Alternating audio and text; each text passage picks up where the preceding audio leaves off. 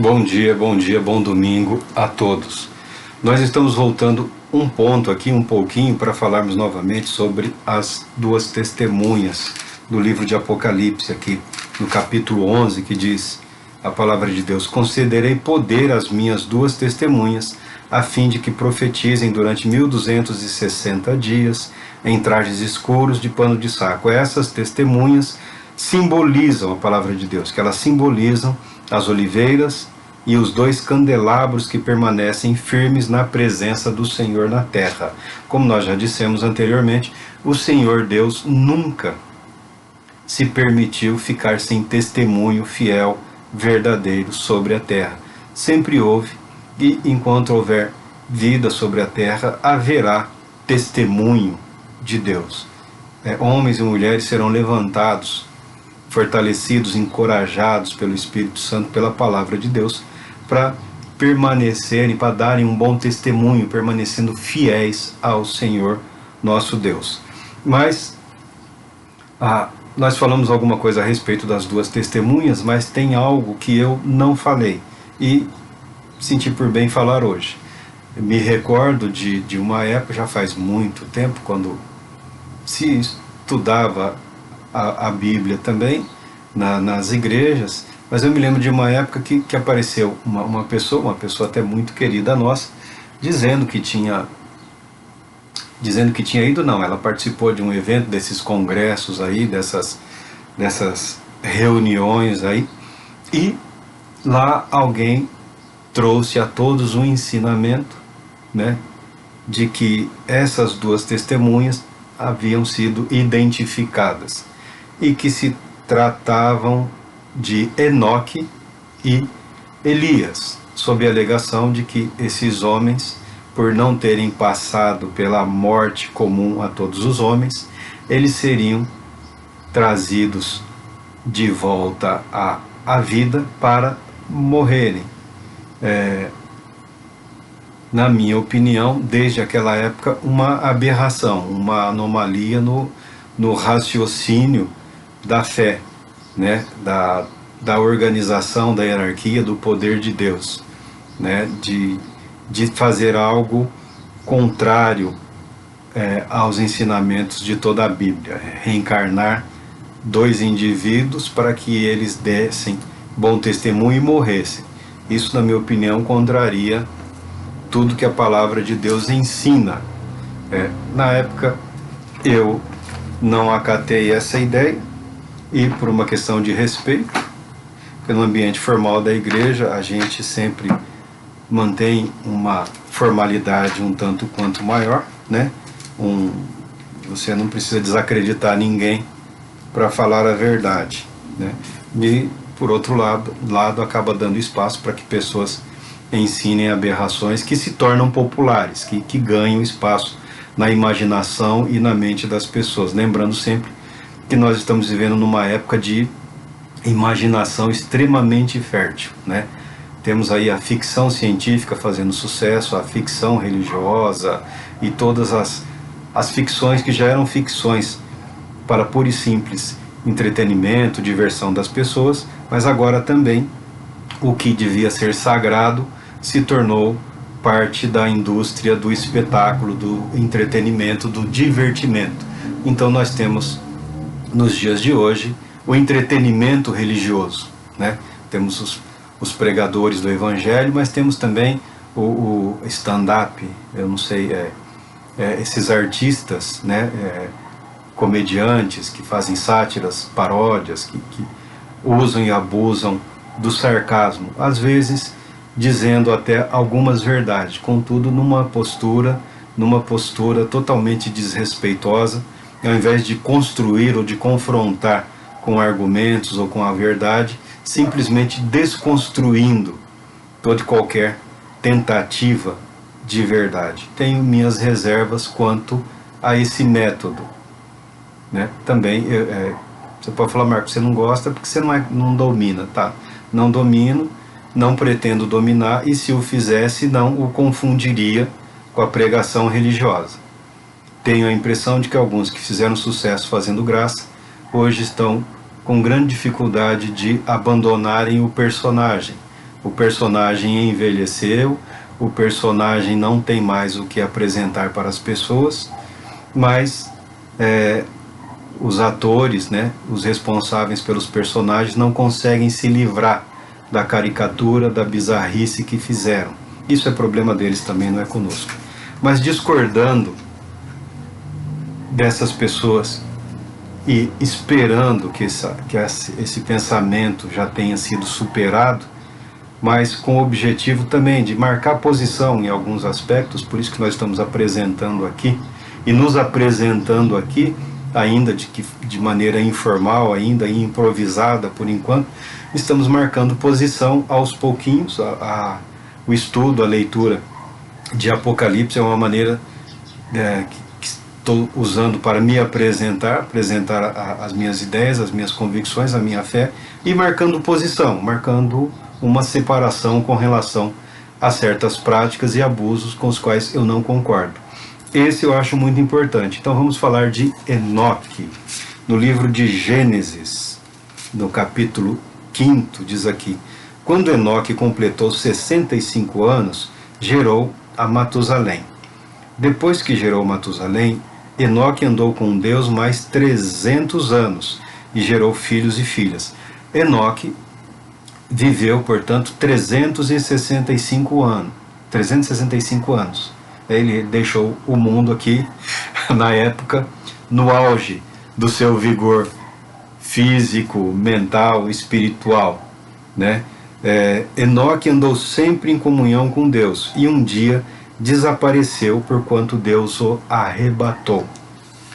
Eu estou lendo aqui o texto da Bíblia, King James, do Rei Tiago aqui. É uma versão que já coloca aqui o arrebatamento, como sendo arrebatado. Eu sempre usei como referência a Almeida, a revista é atualizada. E na versão de Almeida usa-se uma linguagem mais simbólica, mais poética, né? E já não era, diz o texto, porque Deus o tomou para si. Mas na prática é isso. Enoque foi arrebatado. O fato da Bíblia declarar que Enoque foi arrebatado, e portanto o corpo dele não foi mais encontrado, nós vamos ver no paralelo com Elias, não significa que o corpo tenha sido também arrebatado. Porque nós só falamos em ressurreição do corpo, ressurreição para a vida eterna, um corpo compatível com o céu, um corpo compatível com a presença gloriosa de Deus e de Cristo, a partir da ressurreição do nosso Senhor Jesus Cristo. Porque a Bíblia declara que Ele é o primogênito dentre os mortos. Ele é o primeiro a ressuscitar em glória. É o primeiro a ressuscitar o corpo, e o corpo glorificado, compatível com o céu, preparado para a vida eterna. Não é nada disso que está sendo ensinado aqui na Bíblia. Tá? A Bíblia está dizendo que Enoque foi arrebatado, mas quando eu morrer, quando você morrer, quando os nossos morrem, quando aqueles que estão em Cristo morrem, o acontecimento é o mesmo. O espírito, a alma, há quem faça diferença de espírito para alma. Eu não perco mais tempo com isso, tá? Porque é a mesma coisa, são sinônimos, as palavras são usadas como sinônimo, tanto faz você falar em corpo e alma, ou corpo e espírito, ou alma espiritual, ou espírito, tá? Não tem problema nenhum, tá? Tem uns que acreditam que tem que ser o corpo, a alma e o espírito, mas aí depois você vai acrescentando o que nós já sabemos sobre a natureza humana, aí fica muita gente num espaço só, né? Você já tem a alma, você tem o espírito, você tem a consciência, você tem o subconsciente, quando nós segmentamos ou fragmentamos, subdividimos, é com o objetivo de estudar certos aspectos. Levar isso muito ao pé da letra pode gerar confusão. Enoque foi arrebatado e o corpo dele não foi encontrado. O que aconteceu com o corpo dele? Eu não sei. Pode ter virado pó. O Senhor Deus mesmo pode tê-lo enterrado. O fato é, o corpo de Enoque não foi para o céu. Por quê? Nós estamos falando do Cristo nem tinha vindo ainda. Cristo nem havia encarnado ainda. Cristo ainda nem havia se feito homem. Então, a expectativa de ressurreição do corpo será unida ao Espírito para a vida eterna, isso era algo que ainda não havia uma compreensão plena nesse período. Mas Deus, para mostrar que essa linhagem havia sido aprovada, a linhagem de Adão, que depois que Caim matou o irmão, ele fugiu, teve filhos e filhos e filhos e filhos e filhos. A Bíblia, nesse período do Antigo Testamento e também do Novo Testamento, praticamente não registra mulheres. Quando se fala de mulher é porque foi alguém muito acima da média. Quando se faz uma alusão, em todo o mundo antigo, quando se faz alusão, referência à figura de uma mulher, é que ela foi um expoente extraordinário. Então, os lançamentos aqui são sempre de homens. Tanto que quando fala dos filhos que Adão e Eva tiveram, fala dos filhos, porque a esperança que havia neles era do filho que derrotaria a serpente, o filho que os resgataria da condição do pecado. A expectativa era com vistas ao menino, a um filho. Então as filhas mal eram registradas. E eles tinham muitos filhos. O fato de Enoque, como a Bíblia também declara aqui, que aos 65 anos de idade, diz aqui, quando Enoque completou 65 anos, gerou Matusalém. Tá? A infância não era prolongada, e a adolescência, nós sabemos que era um período muito curto. A criança o menino se tornava um homem. Então 14, 16 anos no máximo, já se era um adulto. Já se esperava do jovem que ele correspondesse na vida às expectativas de um indivíduo adulto. Um adulto jovem, mas com responsabilidades. Não significa que Enoque esperou 65 anos para se casar e ter filhos. Significa que o filho, no caso aqui Matusalém, foi gerado quando Enoque tinha 65 anos de idade. E ele viveu mais 300 anos em comunhão com Deus. 365 anos foram os dias da vida de Enoque e Deus arrebatou Enoque. Mas o corpo de Enoque se perdeu. Eu acredito na possibilidade de que Enoque, o corpo de Enoque, tenha ressuscitado. Mas nós vamos falar no momento correto, no momento adequado de quando. Se houve uma ressurreição anterior a que ocorrerá, pode ter sido quando Cristo ressuscitou, mas nós vamos chegar lá. O outro santo que a Bíblia declara aqui, segundo Reis, é Elias. Elias é um profeta muito respeitado, incrivelmente respeitado.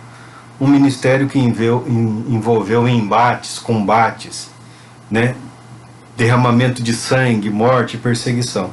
A nossa natureza, a natureza humana, é muito apegada à violência, né? Nós até nos alegramos quando vemos essas situações aí. Ele venceu os profetas de Baal, que foram todos mortos. Era um desafio de vida ou morte.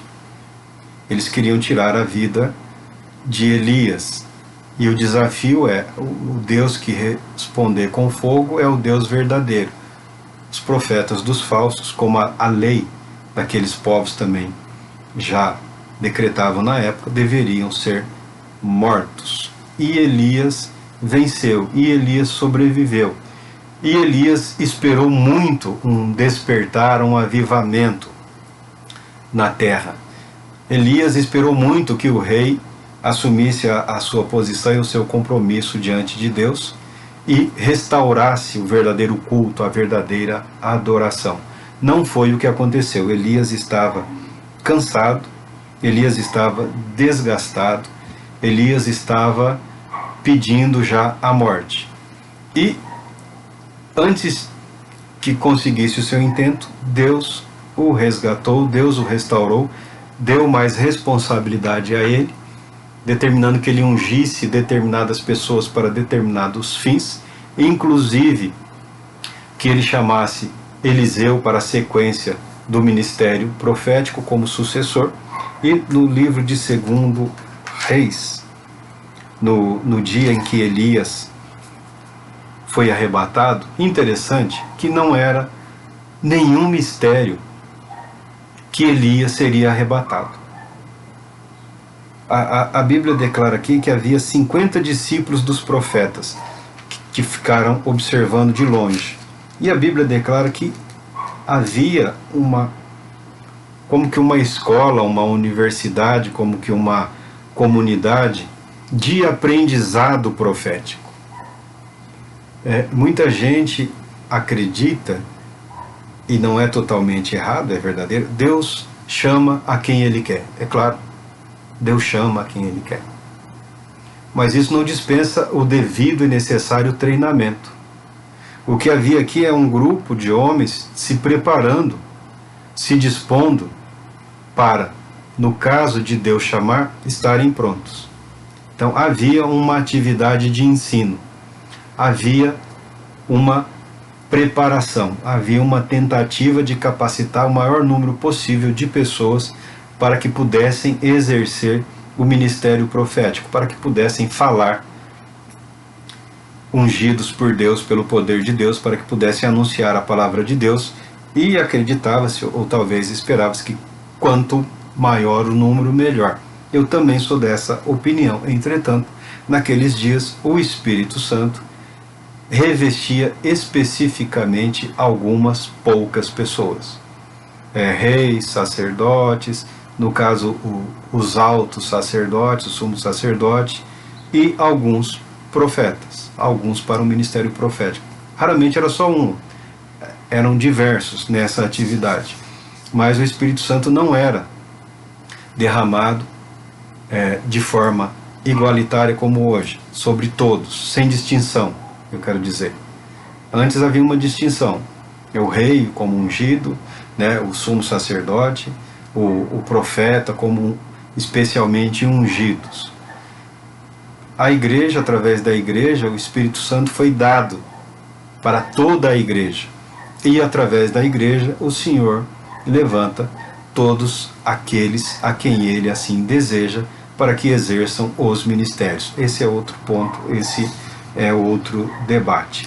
No dia em que Elias seria arrebatado,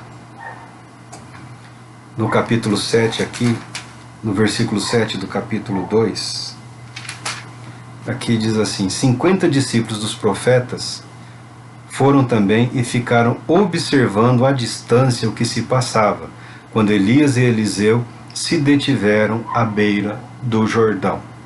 Já era uma despedida, né? Já era uma despedida. E Eliseu desejava muito a confirmação desse ministério, de ser a sequência desse ministério profético. Elias tomou o manto, dobrou o manto, as águas se dividiram, eles atravessaram. Aí Elias fala: pede-me o que queres que eu te faça, antes que seja levado para longe de ti. Ao que respondeu Eliseu: rogo-te como herança, porção dobrada de teu poder espiritual. Porção dobrada era a parte que cabia ao filho mais velho, ao herdeiro mais velho, que ficava responsável pelos pais na sua velhice. Eliseu não estava pedindo o dobro de poder. Eliseu estava pedindo para ser o herdeiro do ministério de Elias, ministério para o qual Eliseu já havia sido chamado pelo próprio Elias. Agora, entre o ser chamado e o ser confirmado, há um espaço de treinamento, de capacitação. Mas o que está aqui é um pedido de Eliseu para: eu quero dar sequência nesse ministério, eu quero continuar a obra, eis-me aqui, eu estou pronto. E que acontecem aqui? Elias responde: em verdade, pediste algo muito difícil. Difícil no sentido de falar para ele, né? De todo o sofrimento, de todo o pesar que vai te acarretar isso, né? De todos os inimigos que se levantarão contra você. Enquanto você está aí na sua vida cotidiana de fé, no seu trabalho, no seu viver.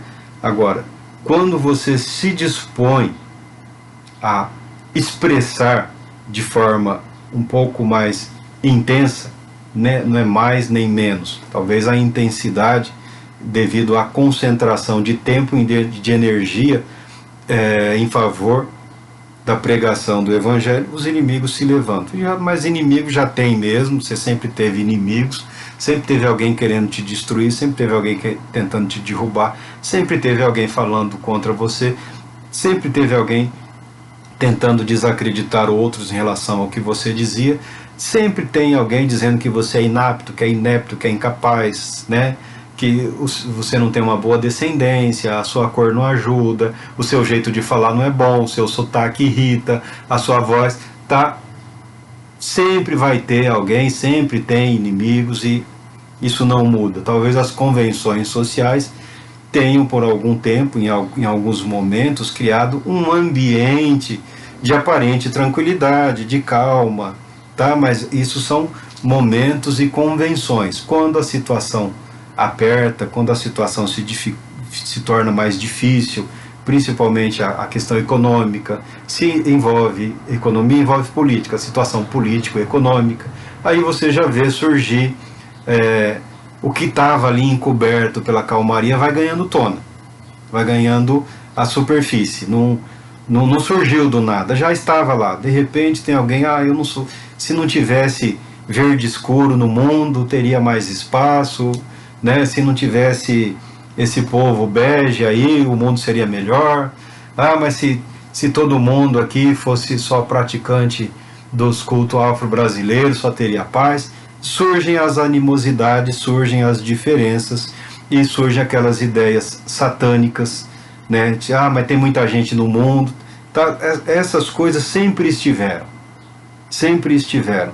Fica escandalizado quem é muito apegado à convenção social, aquele momento pacífico. Mas nós vemos na história da igreja, na história das nações, na história da humanidade, países em que as pessoas, você não consegue diferenciar absolutamente nada. Você que é de fora chega lá, eles são o mesmo povo, né? Você pode falar, mas se tem um povo que é irmão, são esses daqui. Mas dentro daquelas sociedades, dentro daqueles grupos, há divergências, há etnias e há ódios adormecidos. Você tem países na Europa e também no resto do mundo em que surgiu de repente momentos de guerra, pessoas que cresceram juntas, moravam a casa um do lado do outro, né? Amanheceu e ele foi preso pelo amigo dele, foi espancado, a casa dele foi queimada e destruída pela pessoa que cresceu com ele, né? Porque no fundo tem sempre alguém que acha que é melhor, tem sempre alguém que acha que é o verdadeiro povo eleito, tem sempre alguém que acredita que o predestinado é ele e o grupo dele, os demais só servem para ou escravidão ou para adubar a terra. Essa é a realidade, e é quanto a isso que já havia também naqueles tempos que Elias adverte Eliseu. E ele estava incrivelmente determinado, disposto. Um grupo de 50 observava de longe e eles haviam acabado de atravessar o Jordão, cujas águas se dividiram para que eles passassem caminhando, tá? Aí vem aqui, ao que diz Elias: todavia, se me vires quando eu for levado da tua presença, assim será contigo.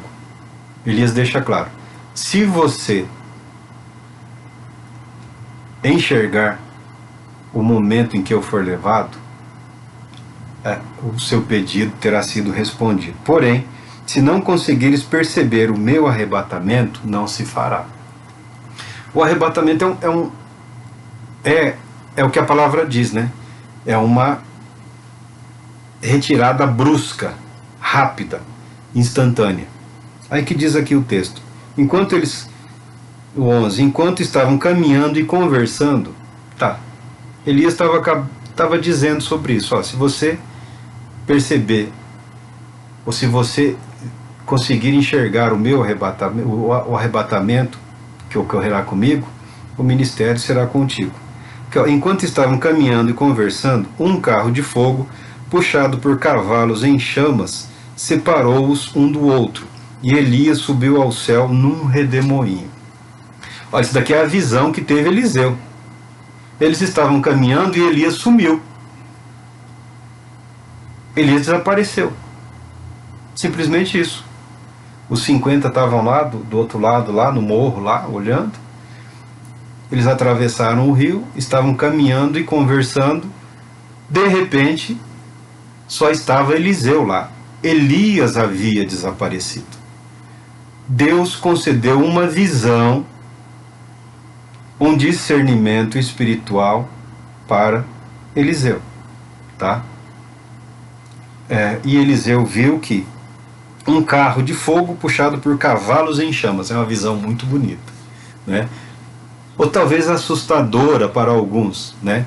Mas os seres espirituais às vezes se apresentam dessa forma, né? Com o fogo, né? Outras culturas também alegam isso. É uma visão muito bonita, muito cheia de detalhes, muito cheia de significado. Quando um rei, quando um senhor da terra, quando um rei, alguém muito importante, queria honrar uma pessoa, ele mandava a sua carruagem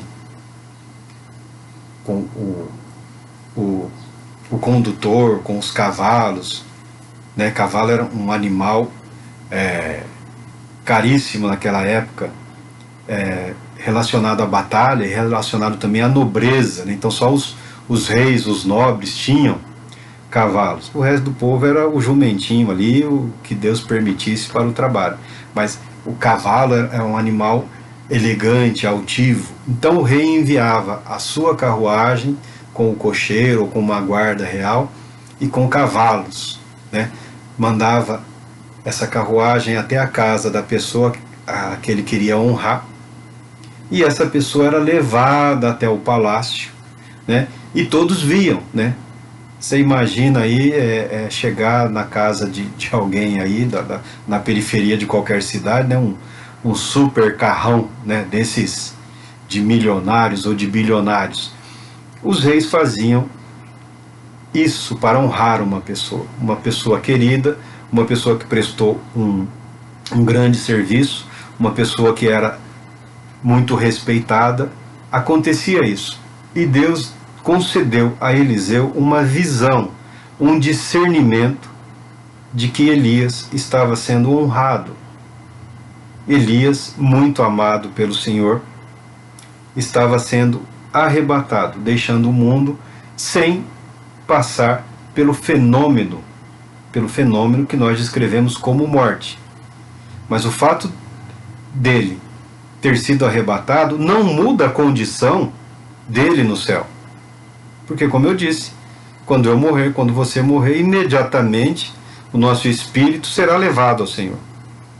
Não tem um rio para atravessar, não tem teste, não tem um lugar de prova, não, acabou. A morte marca o fim dessa existência. Marcado o fim da existência, ou é céu, ou é um lugar chamado inferno, ou é o não céu. Ou você vai para o lugar reservado por Deus, onde o Senhor Deus está, onde o nosso Senhor Jesus Cristo está, ou você perdeu sua chance em vida, durante a vida. O que marca o destino de uma pessoa não é necessariamente a morte, mas é a vida. É a vida que nós trazemos, é a história das nossas lutas, dos nossos embates, das nossas determinações, das nossas superações, dos nossos fracassos, mas é a história que nós temos com Deus, como Enoque. O fato da Bíblia declarar que Enoque caminhou com Deus, teve comunhão com Deus, não significa que Enoque era perfeito. Tá? Não significa que ele não sentisse dor, fome ou mau humor. a Bíblia declara que naquele ambiente, naquele mundo em que o ódio a Deus já crescia em toda uma linhagem, em toda uma geração, havia um grupo de homens e mulheres fiéis e leais a Deus. O arrebatamento de Enoque é um símbolo, é um sinal da aprovação divina para o povo daquele período, tá? Mas não significa que é um livramento do sofrimento, da dor que se tem nessa vida. Veja a vida de Elias aqui, do profeta Elias. Se teve uma coisa que ele não teve, foi tranquilidade, foi sossego, foi paz. Viveu muito tempo escondido, sendo caçado, sob ameaça de morte. Teve seus momentos de cansaço, como todo mundo tem. Aprendeu a descansar em Deus, aprendeu a viver sustentado por Deus. Deus deixando claro para o profeta que: Elias, quem te mantém vivo sou eu. Quem determina o início e o fim do seu ministério é Deus. Não adianta ficar fazendo planos para daqui a... mas esse ano é difícil, não é bom falar sobre esse tema ou sobre esse assunto. De repente vai acabar no dia que tiver que acabar. Nós vemos tristemente aí algumas pessoas arrastando um ministério que já se encerrou. O cara fica lá teimando, chorando, gritando, esperneando, mas já acabou, já foi, seu tempo já foi. Você não sabe quanto tempo você terá. Não é uma profissão. Não é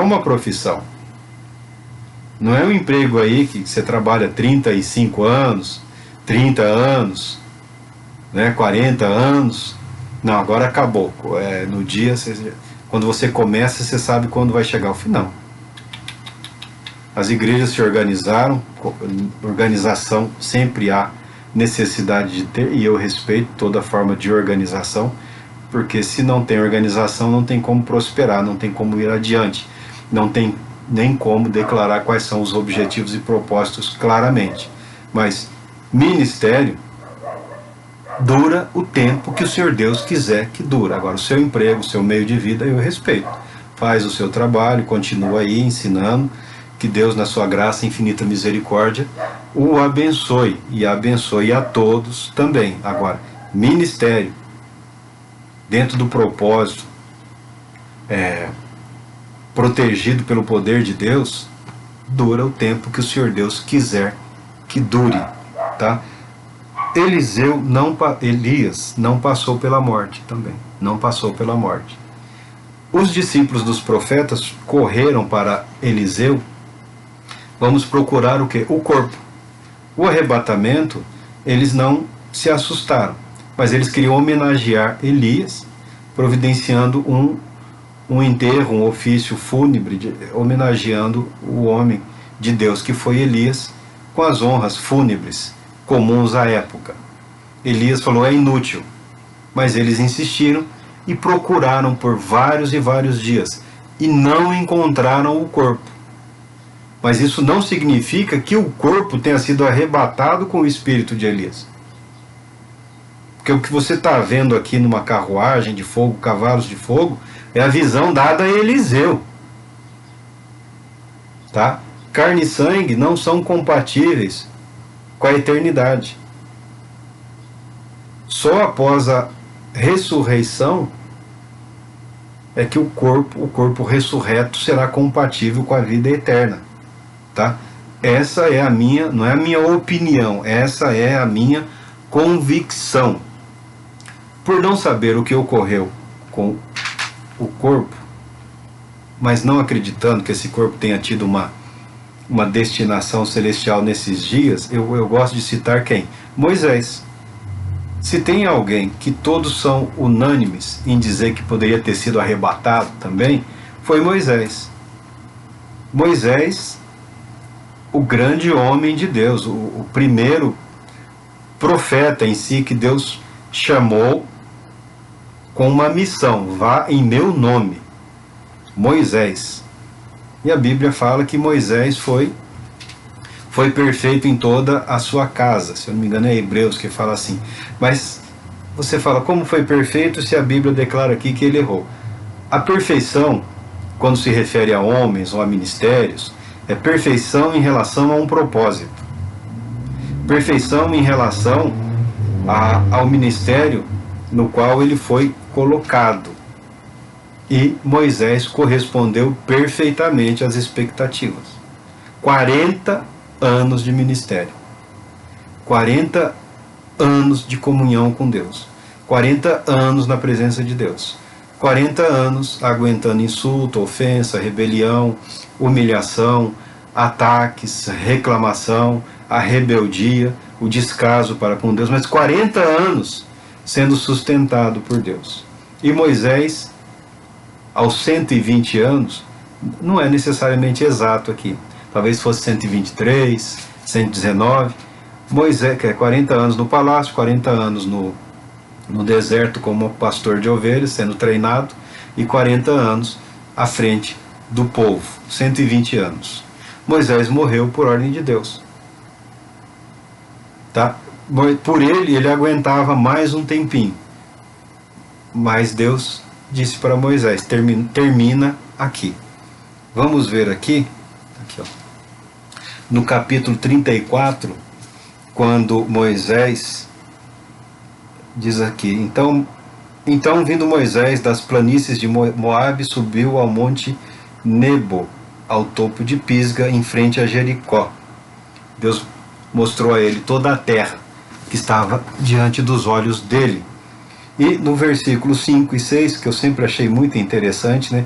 Sendo assim, Moisés, o servo do Senhor, morreu ali em Moabe, como o Senhor ordenou. Moisés morreu por ordem de Deus, tá? E diz aqui o 6. Deus mesmo o sepultou em Moabe, em um vale que fica em frente à cidade de Bet-peor. Mas até estes dias ninguém sabe onde está localizada a sepultura. Moisés tinha 120 anos de idade quando morreu.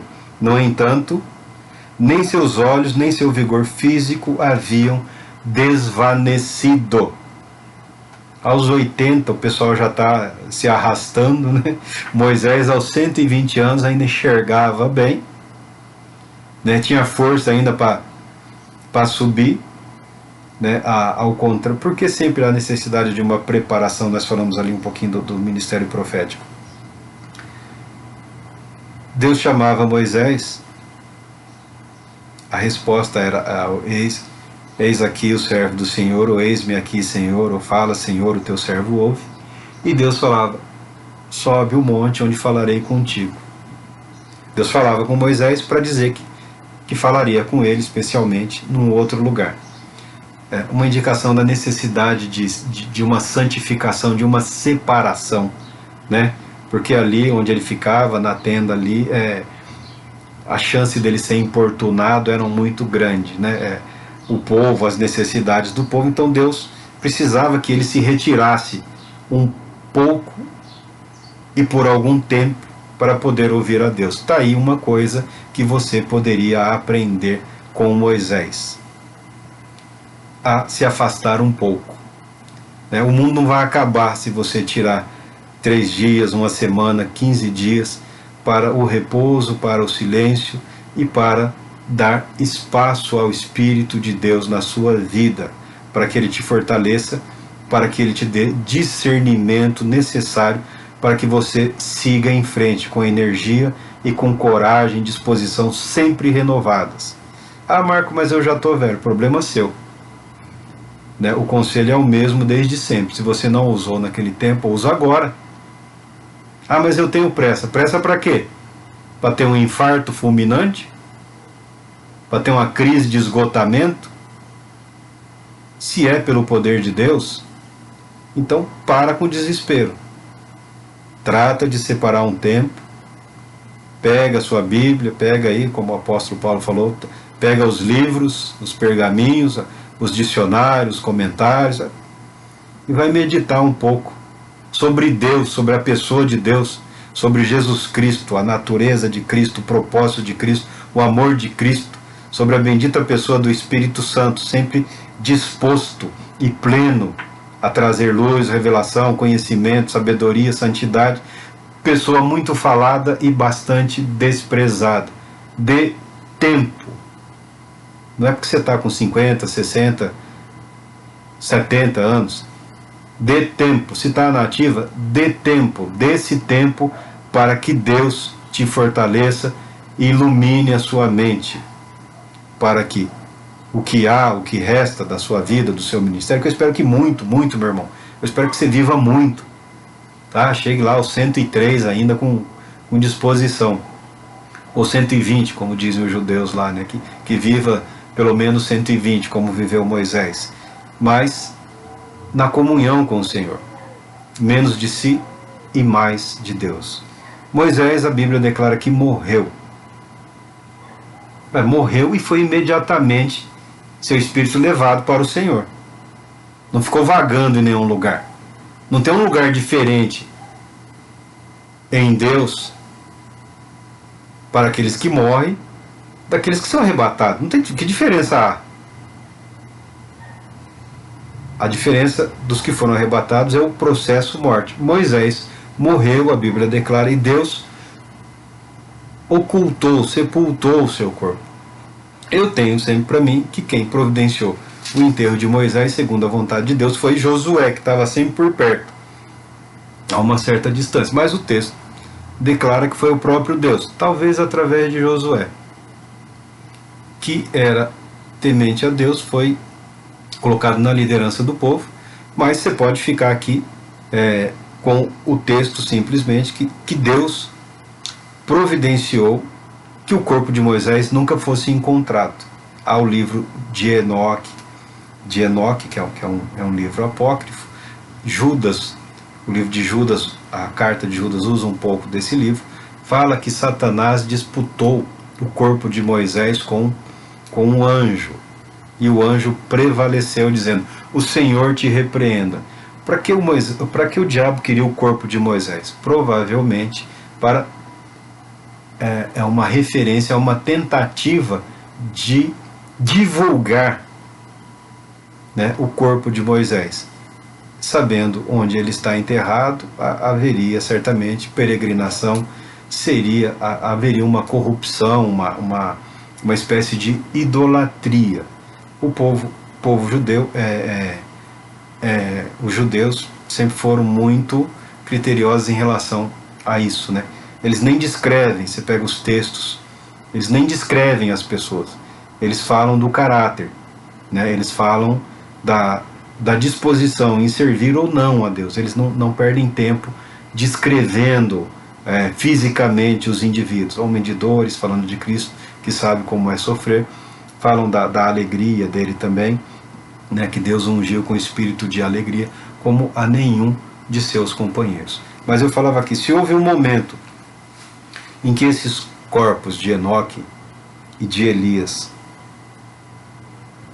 ressuscitou, nós podemos ver aqui no Evangelho de Mateus também. O Evangelho de Mateus é o capítulo 27, quando fala da morte do Senhor. Quando o Senhor está na cruz, ele clama a Deus por volta das 3 horas da tarde, dizendo: Senhor, Senhor, meu Deus, por que me abandonaste? Tá? E depois ele diz: está consumado, e ele entrega o Espírito. No momento em que o Senhor entrega o Espírito, aqui no capítulo 27, a morte de Jesus na cruz, aqui ó, no capítulo 51 diz assim, no versículo 51, no mesmo instante o véu do templo rasgou-se em 2 partes de alto a baixo, a terra estremeceu e fenderam-se as rochas. Nessa versão está ponto. Na atualizada de Almeida está ponto e vírgula. O 52, os sepulcros se abriram e os corpos de muitos santos que haviam morrido foram ressuscitados. E deixando a sepultura, logo após a ressurreição de Jesus, entraram na cidade santa e apareceram para muitas pessoas. Tá. Esses versículos 52 e 53, eles são um parênteses. O escritor sagrado aqui, ele não colocou... primeiro ele terminou um relato antes de dar sequência no outro. Então ele faz um salto. Porque se você ler aqui, ó, no mesmo instante o véu do santuário se rasgou em duas partes, de alto a baixo, houve um terremoto, né? Fenderam-se as rochas. As sepulturas, a maior parte das sepulturas eram feitas na rocha. Lembrando que Israel, que é pequeno em relação ao Brasil, é mais ou menos do tamanho do estado de Sergipe, tá? É pequeno, né? A região montanhosa, pedregosa, lá de muita irregularidade. Então você quer aproveitar ao máximo o espaço para a construção de habitações, para a agricultura, para o cultivo lá do gado. Normalmente são pequenos animais, tá? E a sepultura eles faziam na rocha, escavações na rocha, onde eles abriam um espaço e construíam lá as gavetas, lá tinha um espaço para preparar o corpo, e essa escavação era protegida com uma pedra que era rolada na frente da sepultura para trancar. Então fala que houve um terremoto. Essa é a questão da cultura, né? Nós imaginamos o que? Os nossos cemitérios, que são esses campos imensos, né? Você imagina o chão se abrindo ali e os cadáveres, o caixão. Não. A rocha, fendeu a rocha. O terremoto fendeu a rocha, deixou exposto a entrada de várias sepulturas, tá? Mas o que a Bíblia declara aqui, quando houve o terremoto, no 51, a terra estremeceu e fenderam-se as rochas. Você pode ir até aqui, os sepulcros se abriram, que a rocha fendeu, quebrou, caiu, tá? A entrada do sepulcro, tá? Ficou exposta. Aí você vem para o 54. E aconteceu que os centurião e os que com ele vigiavam Jesus, vendo o terremoto e tudo o que se passavam, foram tomados de grande pavor e gritaram: é verdade, este era o Filho de Deus. E as mulheres estavam lá acompanhando, vendo tudo, marcando o lugar certinho onde estava, tá? Para depois terminar a preparação do corpo, né? O corpo ficou dentro da sepultura, uma câmara esculpida na rocha, havia gavetas também. A Bíblia fala que era um sepulcro novo, ou seja, não tinha ninguém sepultado ainda ali, tá? E o corpo ficou dentro da câmara, né, com as especiarias já rapidamente preparado, porque já estava entardecendo, e uma pedra foi rolada. Mas fala que quando Jesus morreu e estava sendo levado, antes de ser levado para a sepultura, houve um terremoto. Houve um terremoto e vários túmulos ali, para onde eles estavam levando Jesus, outras sepulturas, ficaram expostas, ficaram abertas. E ninguém entrou, porque os judeus não entravam, porque estariam ritualmente contaminados. Então eles não entravam, tá? Então, quando levaram o corpo de Jesus para ser enterrado, várias sepulturas nas rochas estavam rompidas, os lacres tinham sido rompidos, as pedras tinham sido derrubadas ou caíram. Várias sepulturas estavam expostas e assim ficaram. Aí você volta aqui no 52, você pode falar, mas o escritor poderia ter facilitado escrevendo na ordem cronológica. Bom, o escritor ele escreve por inspiração, de acordo com o hábito e a cultura da época, né? O que está escrito é perfeito, o problema é quem tenta interpretar e dar umas erradinhas. Aqui, a Bíblia fala aqui, após a ressurreição de Jesus, está escrito aqui, ó, os sepulcros se abriram, tá? Houve um enterro de Jesus, alguns sepulcros em volta abertos. Os corpos de muitos santos que haviam morrido ressuscitaram. Os corpos de santos que haviam morrido ressuscitaram quando? Após a ressurreição de Jesus. E esses corpos e esses homens, deixando as sepulturas, logo após a ressurreição de Jesus, entraram na cidade santa e apareceram para muitas pessoas. a Bíblia também não entra nesses detalhes. Então, se houve um momento em que o corpo de Enoque ressuscitou, se houve um momento em que o corpo de Elias ressuscitou, se houve um momento em que o corpo de Moisés ressuscitou, é esse momento aqui, após a ressurreição de Jesus. Ao terceiro dia o Senhor ressuscitou. Por isso ele é o primogênito dentre os mortos. O corpo ressuscitou e foi glorificado. Tanto que Jesus, no período de 40 dias em que ele apareceu para os discípulos, no período de 40 dias em que ele consolou, confortou, esclareceu, né, iluminou com relação aos ensinamentos de 3 anos, ainda tiveram mais 40 dias com o Senhor ali, ressurreto, ressuscitado, explicando, ensinando, afirmando e garantindo. Jesus, numa das ocasiões, falou: não me toque, porque eu ainda não subi ao Pai. Né? É um corpo que podia comer, é um corpo que podia ser tocado, que ele fala para Tomé, as pessoas colocam as feridas como se fossem na mão. Né? Nós sabemos que o